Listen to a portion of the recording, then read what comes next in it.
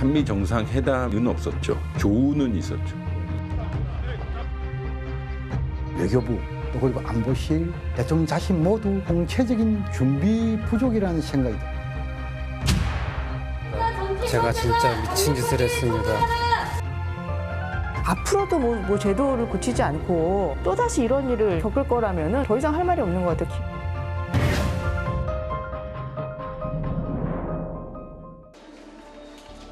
서울 지하철 2호선 신당역. 화장실 앞 벽면에 추모의 글이 가득 붙었습니다. 눈가를 닦으며 한참을 바라보던 한 시민. 여성이 행복한 서울이란 간판 위에 이런 쪽지를 붙이고 떠납니다. 여성 화장실에서조차 여성은 안전할 수 없다. 지난달 14일 이곳에서 순찰 중이던 여성 영무원이 흉기에 여러 차례 찔려 숨졌습니다. 또 다른 내가 죽었다. 우리는 우연히 살아남았다.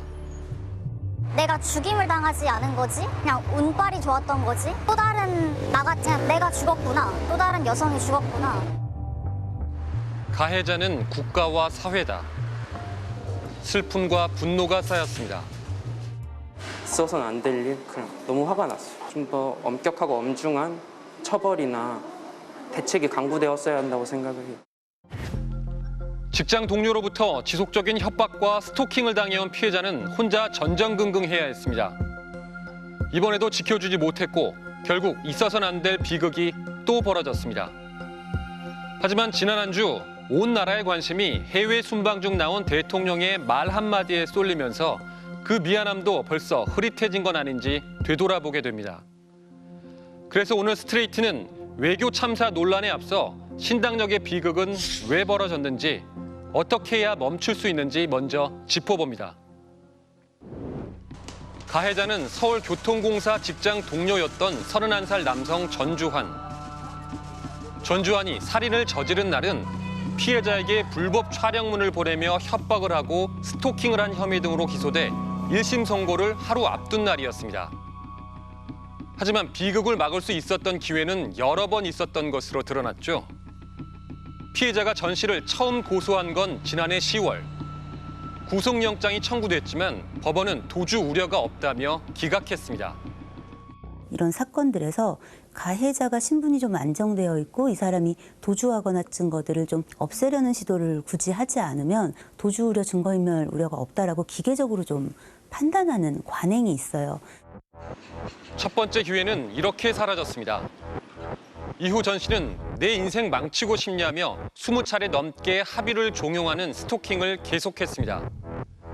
견디다 못한 피해자가 올해 1월 전 씨를 추가로 고소했습니다. 그런데 경찰은 아예 구속영장을 신청하지도 않았습니다. 이제 21차례에 걸쳐서 피해자의 의사에 반해서 문자 메시지를 발송했습니다. 이게 바로 이제 2차 범죄인 거예요. 1차 고소 사건에 영장을 청구했지만 기각을 당했습니다. 당시에도 똑같이 피해자가 범죄 혐의를 인정하고 또 관련 증거가 뒤확보됐다는 이유로 도주와 증거인멸의 우려가 잠깐만, 없다. 차장님. 예. 검찰은 지난 8월 결심 공판에서 전 씨에게 징역 9년의 중형을 구형했는데요. 정작 구속영장은 청구하지 않았습니다. 이 재판을 거치며 법원도 피해자가 처한 상황을 알게 됐을 겁니다.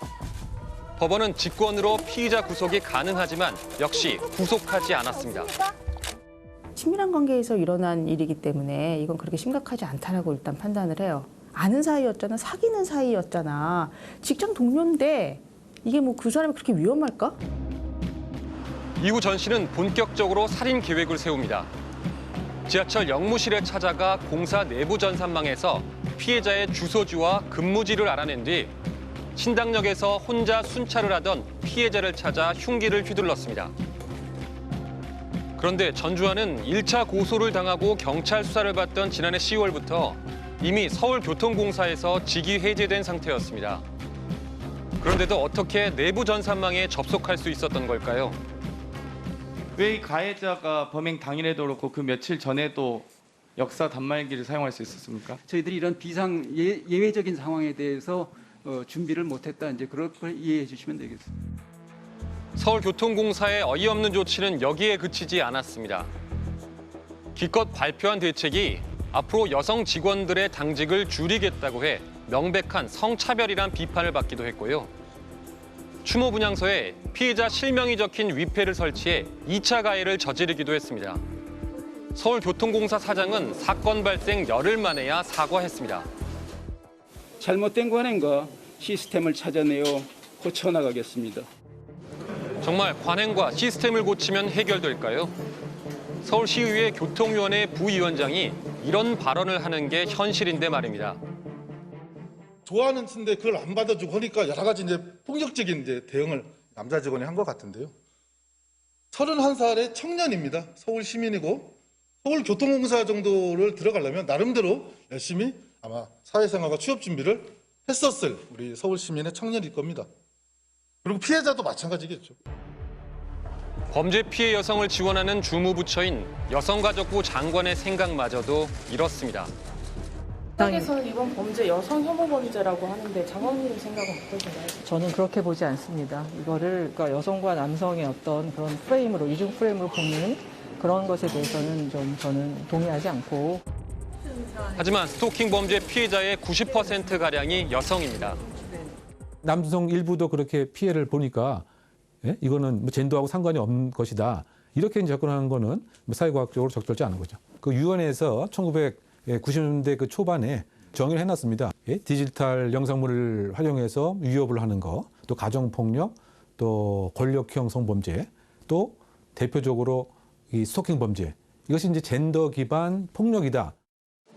스트레이트는 김현숙 장관에게 왜 이런 발언을 했는지 물었습니다. 김 장관은 그 어떤 질문에도 답을 하지 않았습니다.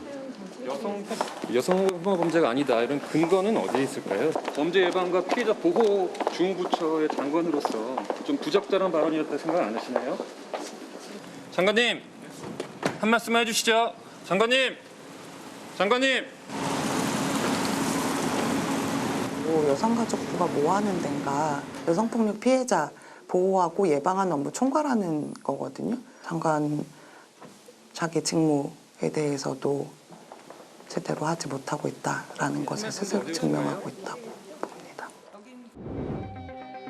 스트레이트는 스토킹 사건을 취재하며 여러 명의 피해자 그리고 피해자 가족들과 접촉했습니다.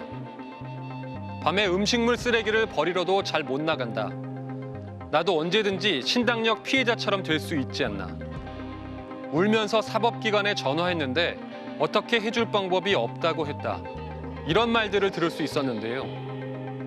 가해자의 보복에 대한 두려움, 그 바탕엔 사법기관과 정부, 사회로부터 보호를 받지 못할 거란 불안감이 깔려 있습니다. 그래서 제보를 결심했다가도 결국은 못하겠다, 접은 분들도 많았습니다. 용기를 내서 어렵게 입을 연 피해자의 이야기를 들어봤습니다. 지난 10여 년간 한 남성으로부터 스토킹과 폭력에 시달렸다는 김모 씨. 원래는 남자친구였었어요.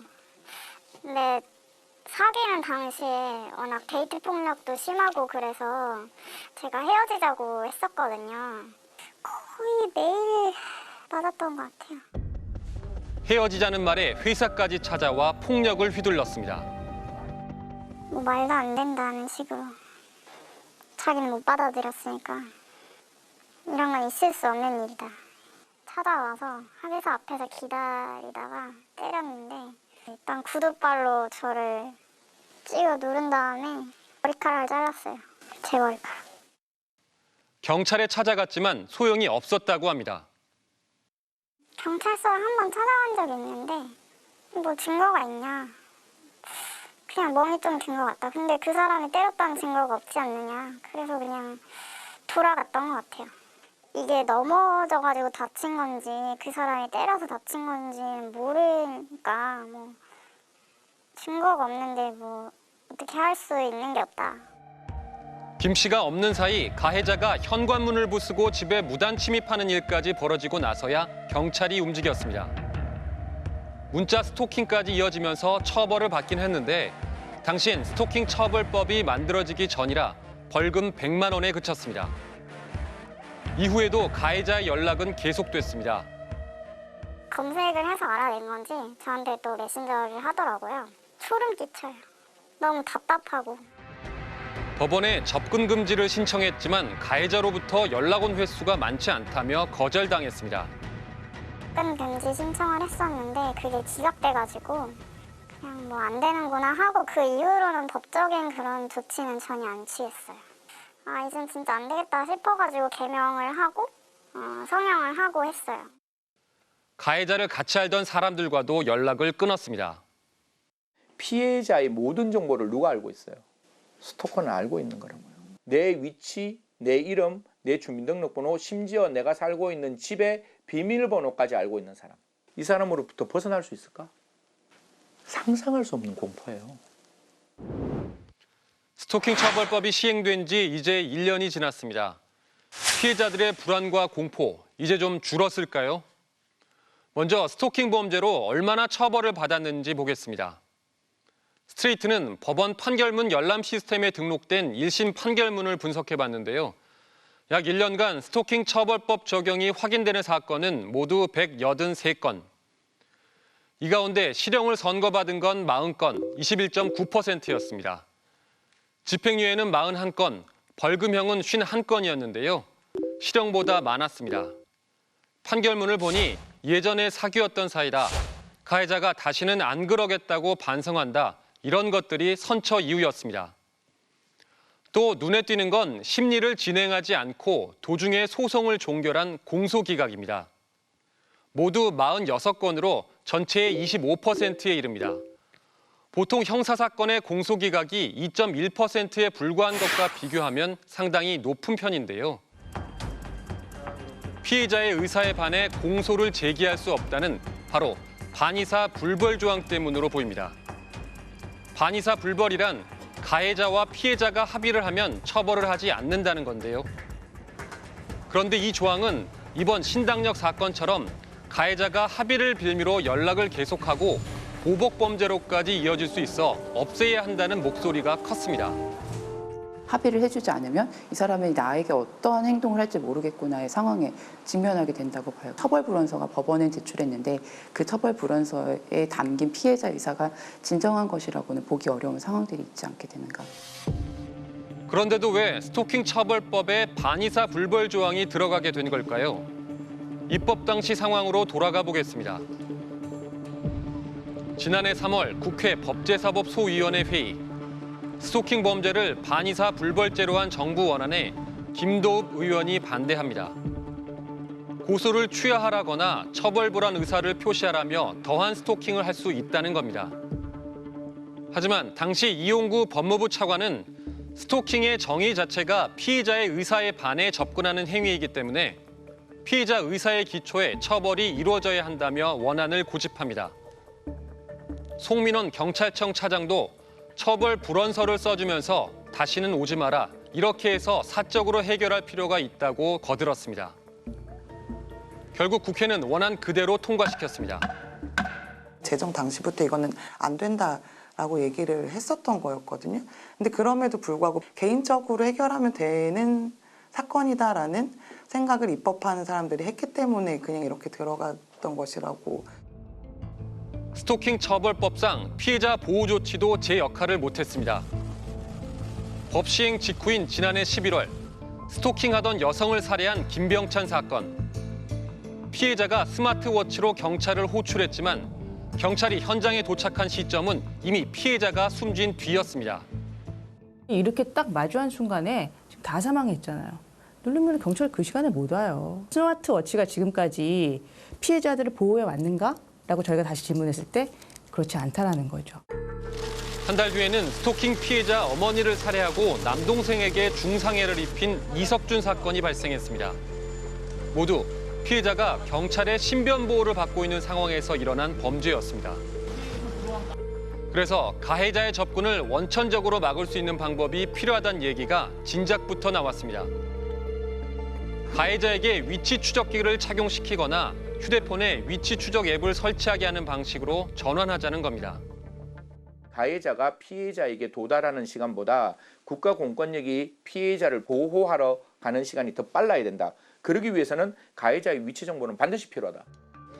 미국과 스페인, 프랑스, 호주 등의 비슷한 제도가 있습니다. 호주에서는 가정폭력이나 스토킹 가해자에게 GPS를 부착하는 프로그램을 시범 운영 중인데요. 피해자의 안전에 효과가 있어 확대를 검토 중이라고 합니다. 경찰은 24시간 실시간으로 모니터링을 하게 되고요. 만약에 피해자가 원할 경우에는 경찰과 한 쌍이 되는 추적 장치를 가지고 있을 수 있습니다. 가해자가 피해자가 있는 곳에 나타날 경우 경고음이 울리고 피해자 경호를 위해 경찰이 출동하고 근처 경찰서에도 경보가 울리게 됩니다. 신당역 사건 피해자 유족들은 피해자가 남긴 마지막 말을 언론에 공개했습니다.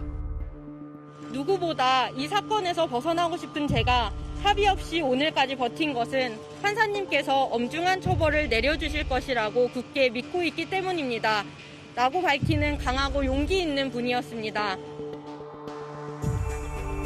이번에도 국회와 정부는 부랴부랴 법과 제도 개선을 하겠다고 발표했습니다. 하지만 사건 전에도 반의사 불벌죄 폐지를 비롯해 사각지대를 보완하자는 법안들이 10건 이상 발의돼 있었습니다. 관심이 없다 보니 처리되지 않았을 뿐입니다. 전주환이 살인을 저지르기 전 피해자를 스토킹한 혐의에 대해 1심 판결이 내려진 지난 목요일. 스트레이트는 신당역 추모 공간을 다시 찾아갔습니다. 그래도 많았어는 이제 며칠 전서부터 이제 줄 시작했더라고. 이제 안 닦아도 내 맘만 이제 그냥 날이 가고 그러니까 이제 멀어지나 보다. 서울시청 역사에 마련됐던 분향소는 그저께 철거됐습니다. 지켜주지 못해 미안합니다. 남은 우리가 다시는 이런 일 없게 바꾸겠습니다. 쪽지에 담긴 그 다짐들, 이번에는 지켜질 수 있을까요? 그 사법기관을 통해서 자신을 보호하고 그리고 정의를 실현하려고 했던 그 젊은 청년이 이거를 이렇게 고통 속에 시달리다가 모든 것을 다 잃었다라는 것. 앞으로도 뭐 제도를 고치지 않고 앞으로도 이렇게 뭐 미디어에서 몇 번 이렇게 여러 번 보도되다가 또다시 이런 일을 겪을 거라면은 좀 더 이상 할 말이 없는 것 같아요.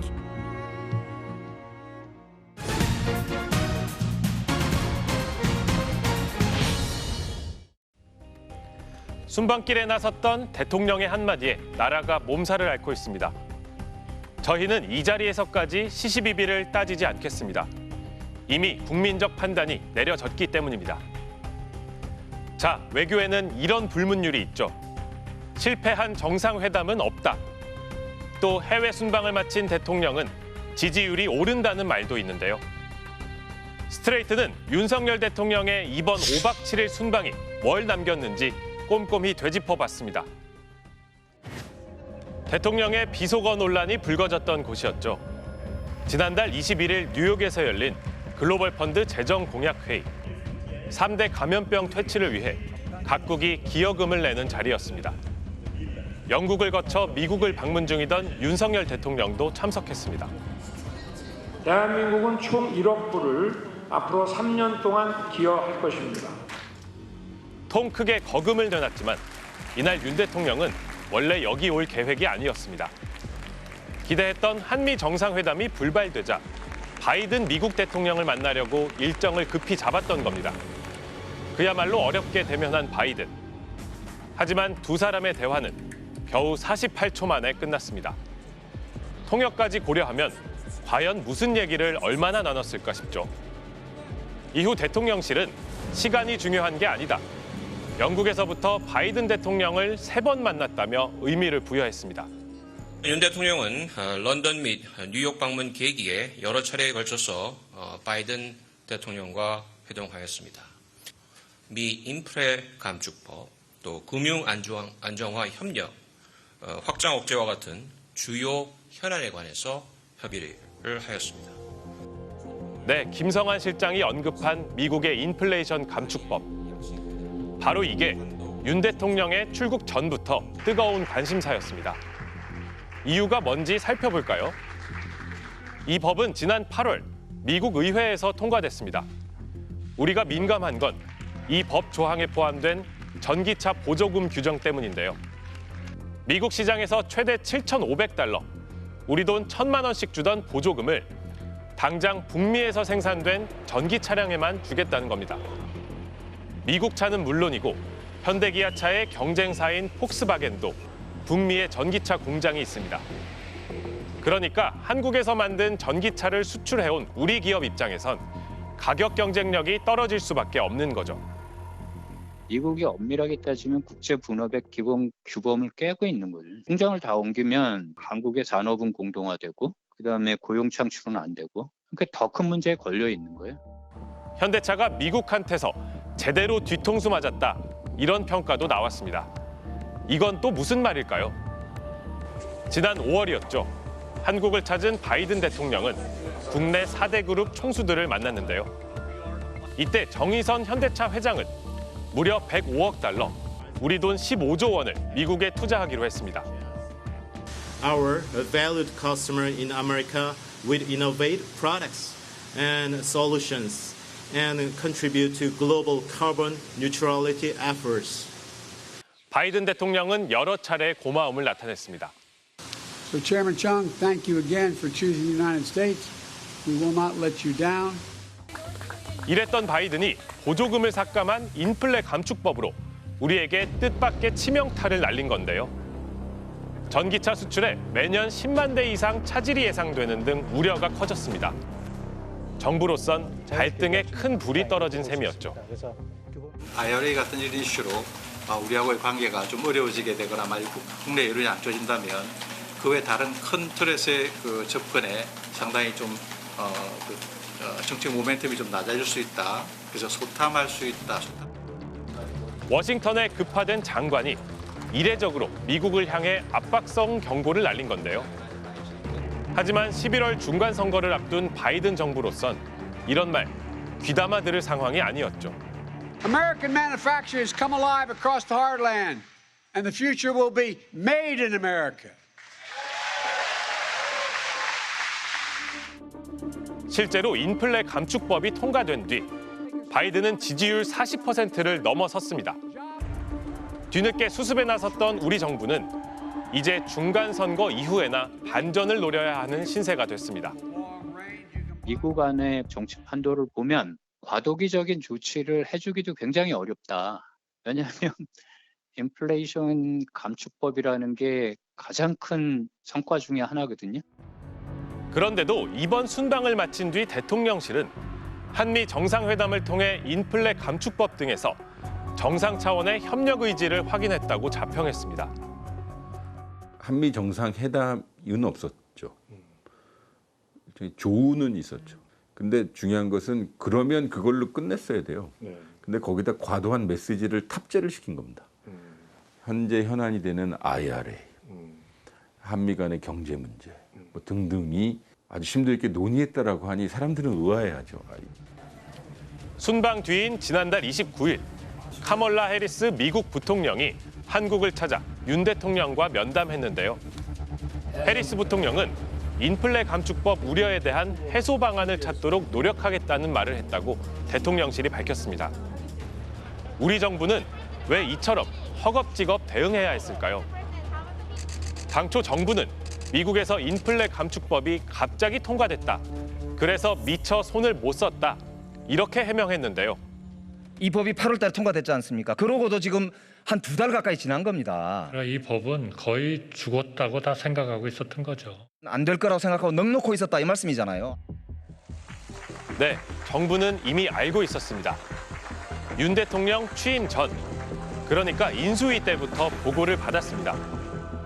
인플레 감축법의 모법에 해당하는 더 나은 재건법에 전기차 보조금 차별 조항이 들어있다는 내용이었습니다. 인수위를 대표하는 한미 정책협의단이 미국을 방문할 땐 외교부 역시 미국 의회에 입법 동향을 보고했습니다. 어처구니 없게도 당시 윤 대통령이 특사로 보낸 협의단장 박진 현 외교부 장관이었군요. 윤석열 정부 인수위에도 관련 보고가 되었기 때문에 대책 마련에 만전을 기했어야 됩니다. 하지만 정부의 이 무능한 대응으로 인해서 우리 기업들이 엄청난 피해를 보게 됐습니다. 현 정부 출범 뒤엔 더 뚜렷한 징후가 나타났습니다. 인플레 감축법이 통과되기 전인 지난 8월 초 주미 한국대사관이 대통령실과 여러 정부 부처에 보고서 하나를 전달했는데요. 모법인 이전 법안보다 전기차 보조금 차별이 더 심해질 거란 우려도 담겨 있었습니다. 민주당은 현 정부 5개월의 외교 성적이 낙제점이라며 박진 장관의 해임 건의안을 지난주 단독으로 통과시켰습니다. 그러나 예상대로 윤 대통령은 거부했습니다. 박진 외교부 장관은 탁월한 능력을 가진 분이고 지금 건강이 걱정이 될 정도로 국익을 위해서 전 세계로 동분서주하는 분입니다. 숱한 논란과 함께 막을 내린 이번 순방.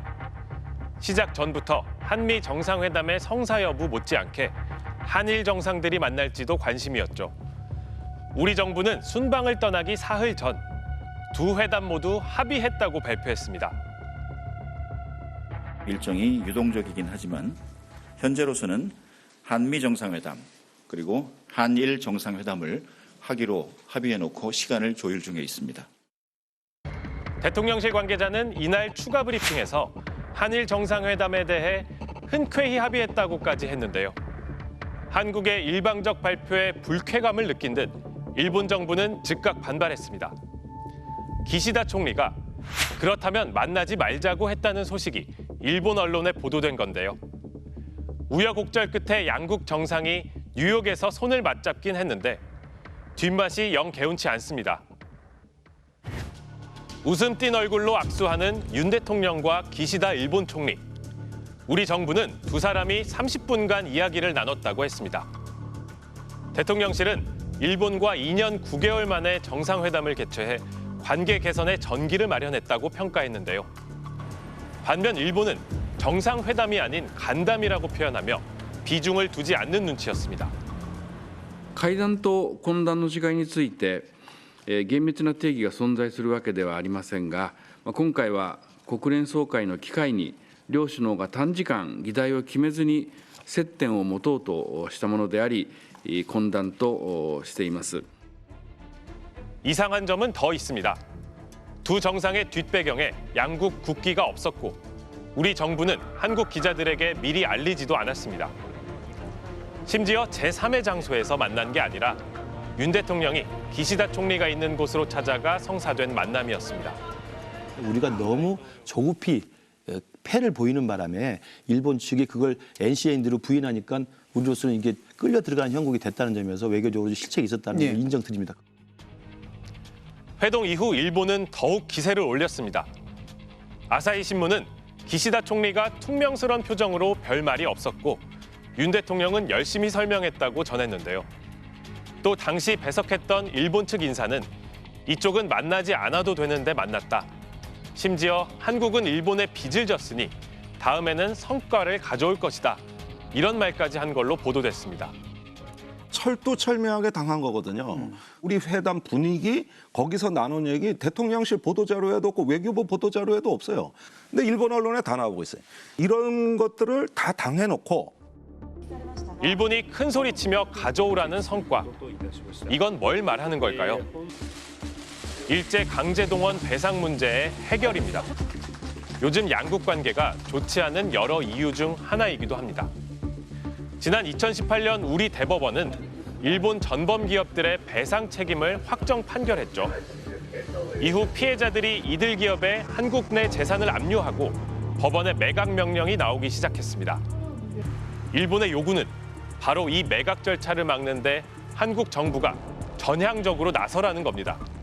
한국이 사죄해야 되는 부분들이 많다. 그 일본의 주장이거든요. 그냥 그것을 전혀 하지 않는 상황에서 정상회담은 시기산조다. 강제징용, 위안부 문제 모두 끝난 것을 한국 쪽에서 파기한 것이다.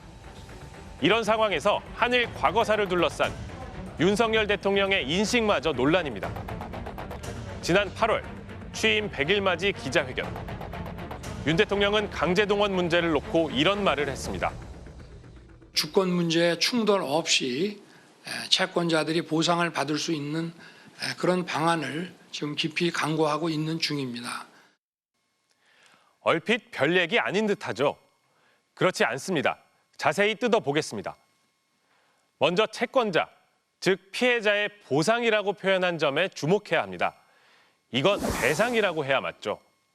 간단히 말해 보상은 적법한 행위, 배상은 불법 행위로 끼친 손해를 갚는 절차입니다. 당연히 우리 대법원은 일본 전범 기업들에게 손실보상이 아닌 손해배상을 명령한 겁니다. 검찰총장까지 지낸 법률 전문가인 윤 대통령이 이런 차이를 몰랐을까요? 더 심각한 문제는 따로 있습니다. 다시 볼까요? 주권 문제에 충돌 없이 채권자들이 보상을 받을 수 있는 그런 방안을 주권 문제 충돌 없이라고 언급한 대목. 이 사건에서 강제동원의 가해자는 일본 정부가 아니라 일본 기업들입니다. 따라서 윤 대통령이 말하는 주권과는 전혀 상관없는 일인데요.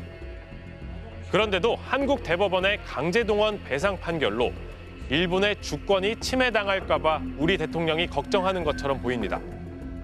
대통령이 지금 이 문제를 일본의 주권을 침해하거나 일본 주권이 충돌하는 문제로 인식하고 있다는 거는 법률가로서 놀랐을 뿐만 아니라 이 문제를 오랫동안 다뤄온 사람으로서도 엄청 놀랐습니다. 일본 정부도 한국 대법원 판결이 선고되고 난 이후 지금까지 이 문제를 주권이라는 언급을 한 적이 없어요.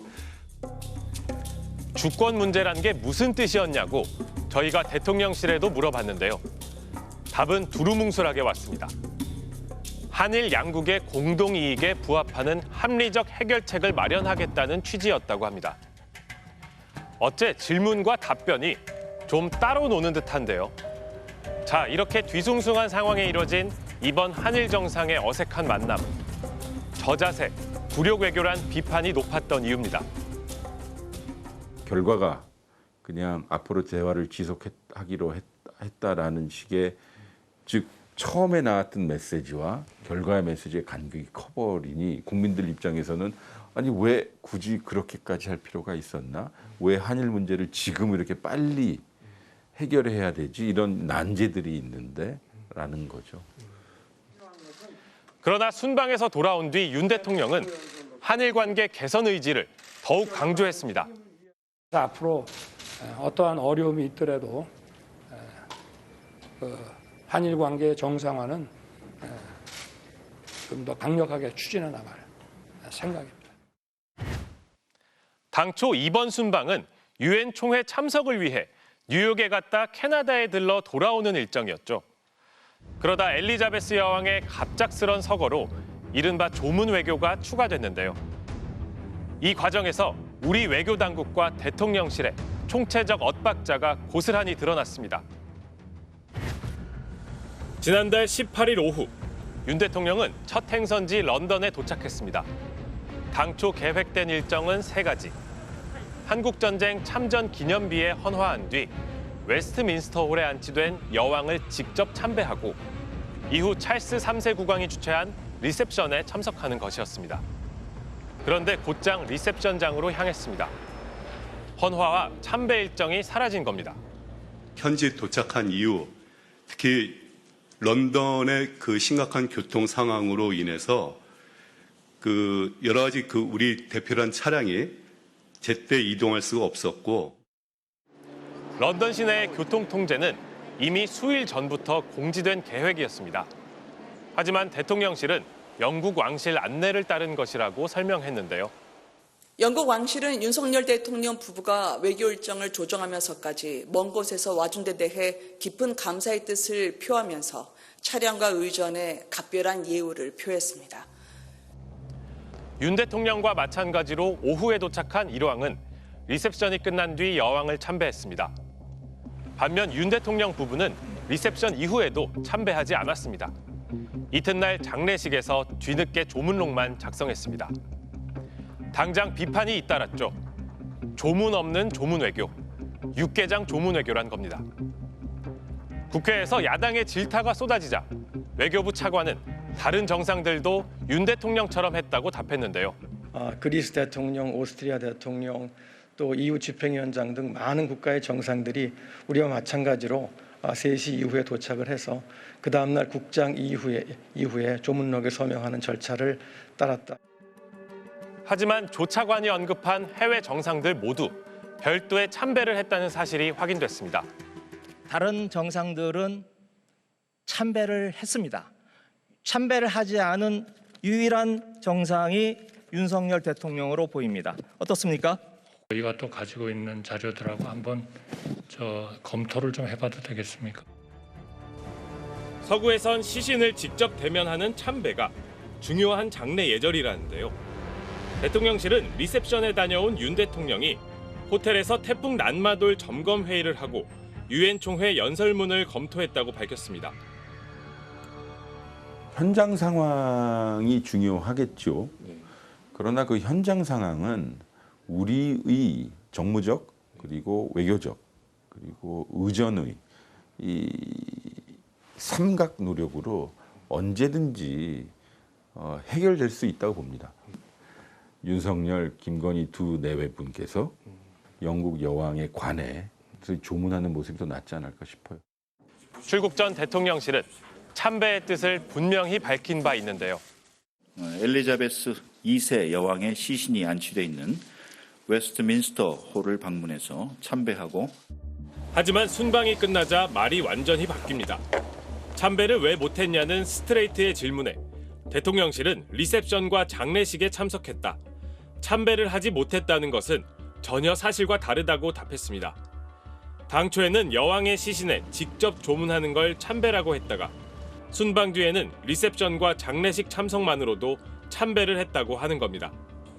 크고 작은 5점으로 얼룩진 대통령 해외 순방. 외교 성과라며 자랑한 대통령실의 발표가 빈축을 사기도 했습니다. 구테레시 사무총장은 대통령님의 국정 철학을 들어보니 지금 당장 유엔 사무총장 하셔도 손색이 없겠다고 화답을 했습니다. 저는 진지하게 얘기하고 있는데 여기저기서 미소가 번지는 걸 제가 봤습니다. 무너진 기초부터 다시 세워야 한다는 지적에 귀를 기울일 때입니다. 문제 발생 시에 문제 해결 능력을 전혀 보여주지 못했다는 점에서 총체적인 준비 부족의 전형이라는 생각이 듭니다. 과잉 의욕, 빨리 성과를 내겠다는 조급증 등이 항못한 것으로 분석합니다. 윤석열 대통령은 다음 달 아세안을 시작으로 G20, 에이펙 등 이딴 정상회의를 통해 다자 외교 무대에 재도전합니다.